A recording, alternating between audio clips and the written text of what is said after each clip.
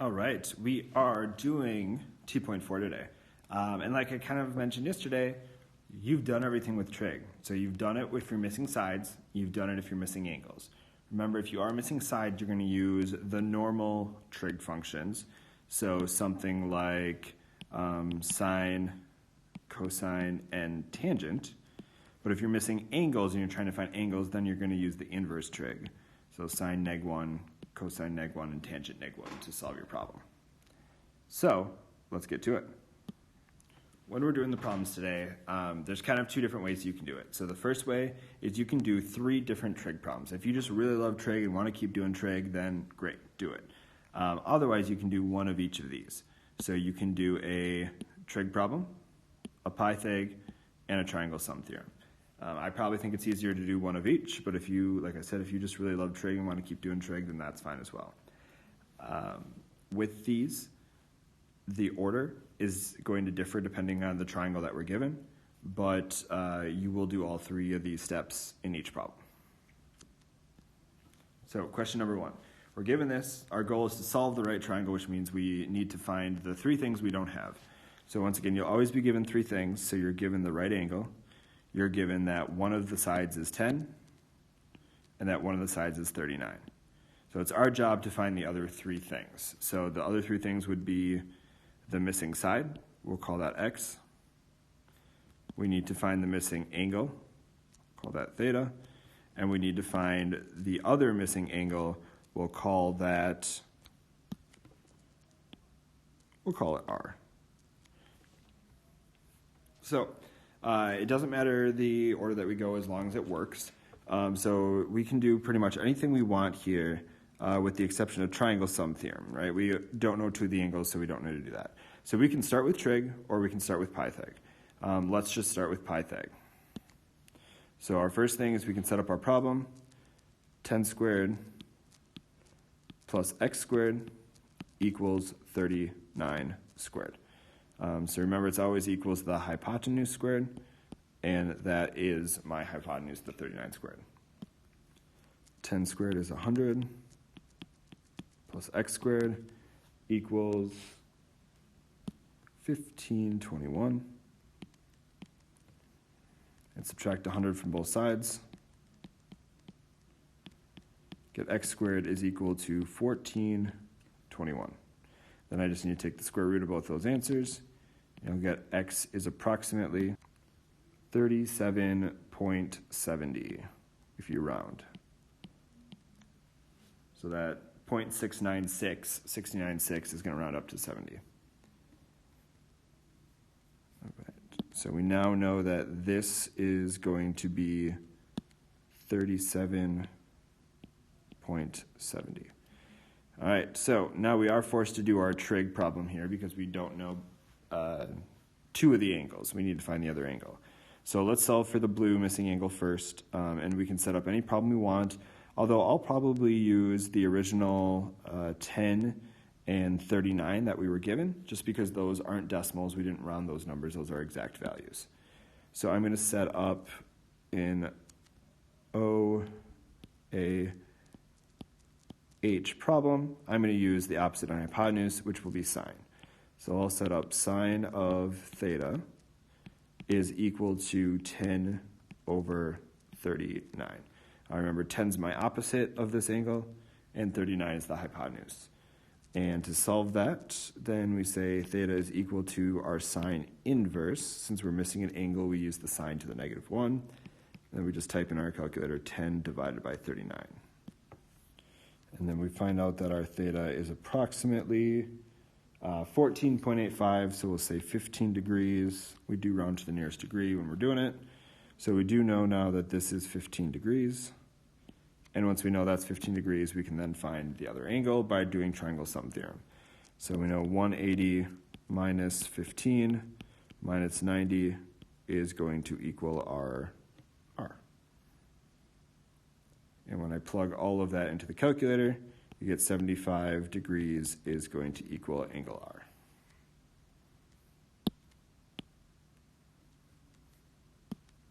So 75 degrees equals r. So this is just a matter of, it's nothing new. but it's doing one Pythag, one trig, and one triangle sum problem every single time.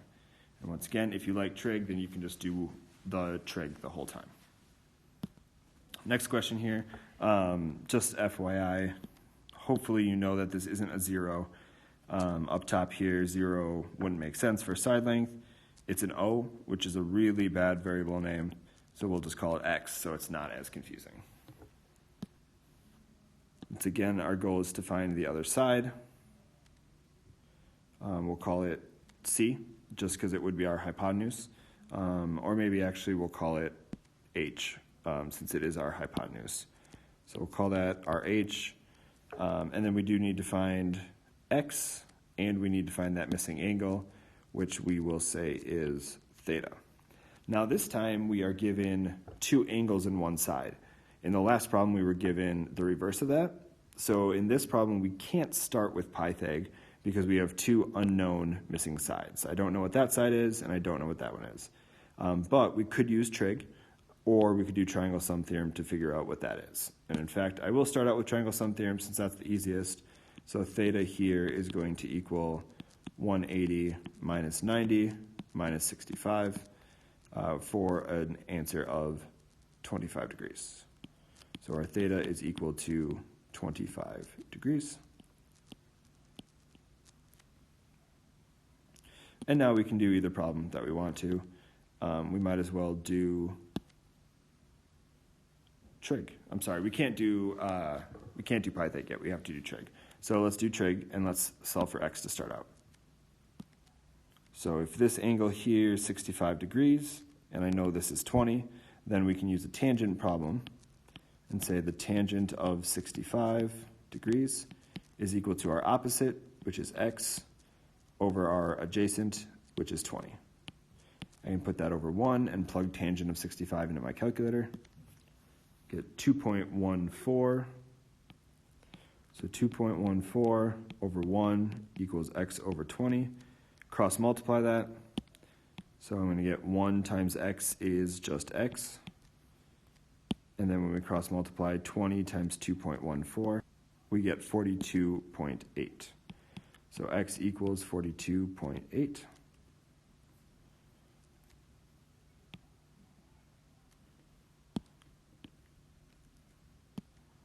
Then, last but not least, we have to find our hypotenuse, and we can use trig to find this.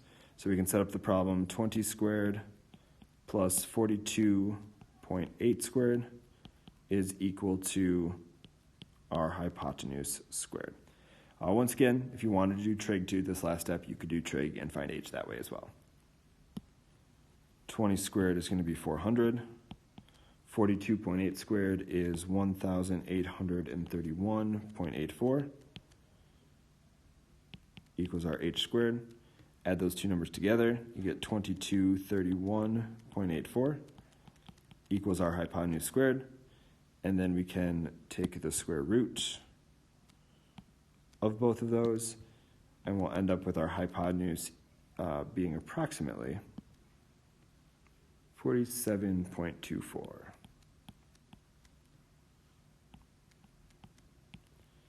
And that would be our hypotenuse. Once again, just make sure our answers make sense. Having a 25-degree angle there does, although the picture is definitely a little deceiving. 42.8 and then 47, which is our biggest side, which is our hypotenuse. That makes sense. All right, just go ahead and try the other ones on your own. I'm going to do a video for one more of them, but try it on your own first and then check back to the video to see if you did it correctly. All right, so problem number 3. Once again, you'll always be given 3 things. So in this problem, you're given the right angle, you're given that this side is 9, and you're given that this angle is 67.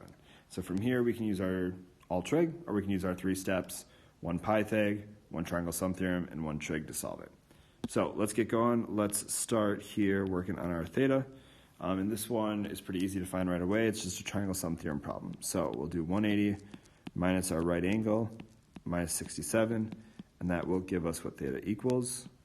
So then theta is going to equal 23 degrees.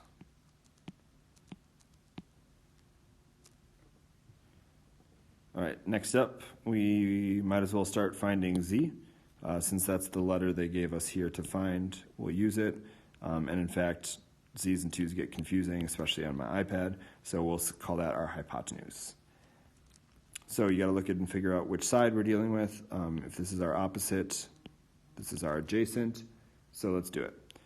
Using adjacent side and our hypotenuse, that is going to be cosine, because cosine is adjacent over hypotenuse, so we're going to set up a trig problem using cosine. So the cosine of 67 degrees. Now notice we are missing a side length here is what we're trying to find. We're trying to find our hypotenuse. So this is going to be our normal trig function, not our inverse trig function. Equals our adjacent over our hypotenuse. I'm going to put this over 1 so I can cross multiply it, and then I just need to plug in cosine of 67 into the calculator. 0.39. So you get 0.39 over 1 equals 9 over h. Cross multiplying that, you get 0.39h equals 1 times 9 is 9. And we do have an extra step here. We have to divide by the 0.39 so that we can find exactly what h is. And we'll find out that h is approximately 23.0h when you round. Sorry, 23.08.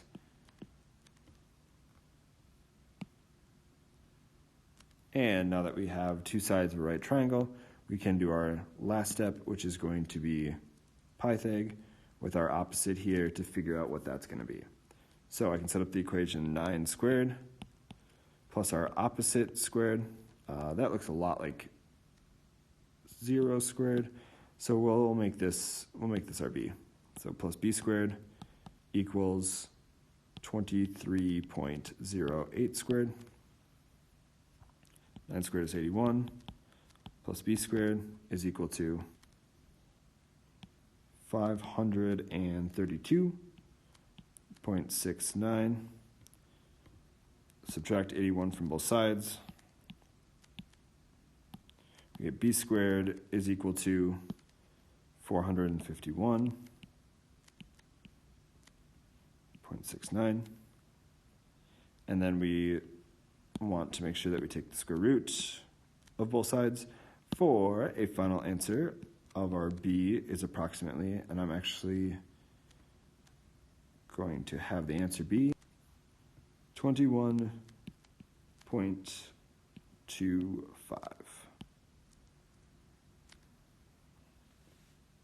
All right, so as you can see, we're not doing anything new, it's just doing that, so hopefully you were able to come up with the correct answers for this problem. Go ahead and do more of them if you need to, but if you're ready for that LT check, go ahead and start working on that LT check for T.4.